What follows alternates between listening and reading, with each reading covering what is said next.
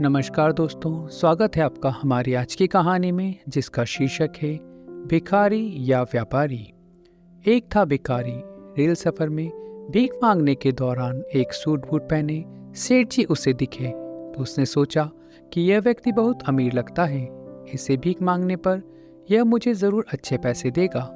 वह उस सेठ से भीख मांगने लगा। भिखारी को देखकर उस सेठ ने कहा, तुम हमेशा मांगते ही हो या कभी किसी को कुछ देते भी हो? भिखारी बोला, साहब मैं तो भिखारी हूँ, हमेशा लोगों से मांगता ही रहता हूँ। मेरी इतनी औकात कहाँ कि किसी को कुछ दे सकूँ। सेठ, जब किसी को कुछ दे नहीं सकते हो तो तुम्हें मांगने का भी कोई हक नहीं है। मैं एक व्यापारी हूँ और लेन देन में ही विश्वास करता हूँ। अगर तुम्हारे पास मुझे कुछ देने को हो तभी बदले में तुम्हें कुछ दे सकता हूँ। तभी वह स्टेशन आ गया जहाँ पर उस सेठ को उतरना था। वह ट्रेन से उतर गया और चला गया। इधर भिखारी सेठ की कही बात के बारे में सोचने लगा। सेठ के द्वारा कही गई बात उस भिखारी के दिल में उतर गई। वह सोचने लगा कि शायद मुझे भीख में अधिक पैसे इसलिए नहीं मिलता क्योंकि मैं इसके बदले में किसी को कुछ दे नहीं पाता।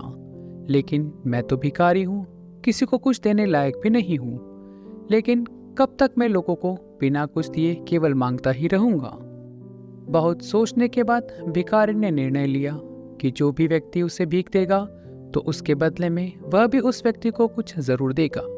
लेकिन अब उसके दिमाग में यह प्रश्न चल रहा था कि वह खुद भिखारी है तो भीख के बदले में वह दूसरों को क्या दे सकता है। इस बात को सोचते हुए दिन भर गुजर गया, लेकिन उसे अपने प्रश्न का कोई उत्तर नहीं मिला। दूसरे दिन जब वह स्टेशन के पास बैठा हुआ था तभी उसकी नज़र कुछ फूलों पर पड़ी जो स्टेशन के आसपास के पौधों पर खिल रहे थे। उसने सोचा, क्यों न मैं लोगों को भीख के बदले में कुछ फूल दे दिया करूं। उसको अपना यह विचार अच्छा लगा और उसने वहां से कुछ फूल तोड़ लिए। वह ट्रेन में भीख मांगने पहुंचा। जब भी कोई उसे भीख देता तो उसके बदले में वह भीख देने वाले को कुछ फूल दे देता। उन फूलों को लोग खुश होकर अपने पास रख लेते। अब भिखारी रोज फूल तोड़ता और भीख के बदले में उन फूलों को लोगों में बांट देता था। कुछ ही दिनों में उसने महसूस किया कि अब उसे बहुत अधिक लोग भीख देने लगे हैं। वह स्टेशन के पास के सभी फूलों को तोड़ लाता था। जब तक उसके पास फूल रहते थे तब तक उसे बहुत से लोग भीख देते थे, लेकिन जब फूल बांटते बांटते खत्म हो जाते थे तो उसे भीख भी नहीं मिलती थी। अब रोज ऐसा ही चलता रहा। एक दिन जब वह भीख मांग रहा था तो उसने देखा कि वही सेठ ट्रेन में बैठे हैं, जिसकी वजह से उसे भीख के बदले फूल देने की प्रेरणा मिली थी। वह तुरंत इस व्यक्ति के पास गया और भीख मांगते हुए बोला, आज मेरे पास आपको देने के लिए कुछ फूल हैं, आप मुझे भीख दीजिए, बदले में मैं आपको कुछ फूल दूंगा।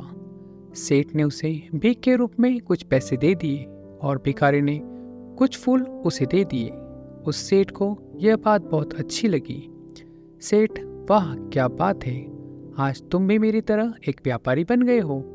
इतना कहकर फूल लेकर वह सेठ स्टेशन पर उतर गया।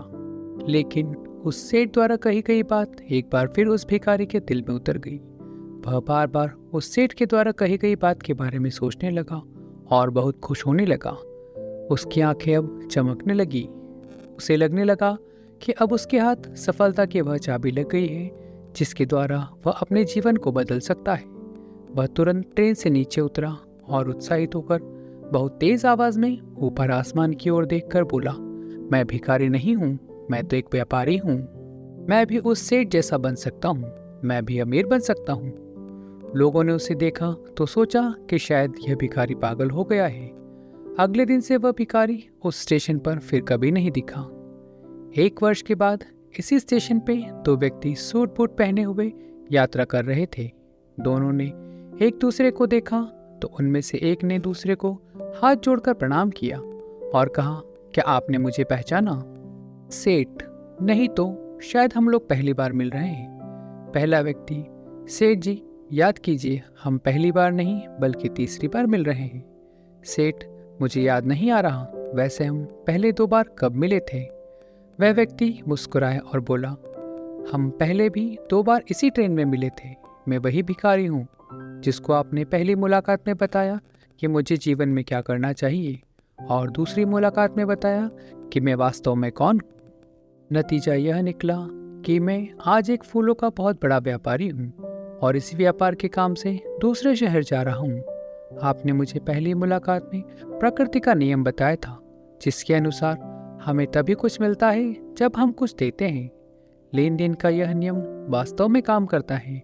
मैंने ये बहुत अच्छी तरह से महसूस किया है, लेकिन मैं खुद को हमेशा भिखारी ही समझता रहा। इससे ऊपर उठकर मैंने कभी सोचा ही नहीं था। और जब आपसे मेरी दूसरी मुलाकात हुई, तब आपने मुझे बताया कि मैं एक व्यापारी बन चुका हूँ।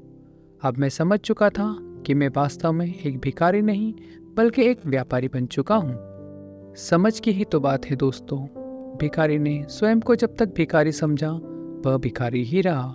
उसने स्वयं को व्यापारी मान लिया तो व्यापारी बन गया। दोस्तों, सकारात्मक सोचो, क्योंकि हमारी सोच ही वह बीज है जो हमें सफलता दिलाती है। तो सकारात्मक सोचते रहिए और उन्नति करते रहिए। तो मिलते हैं अगली कहानी में।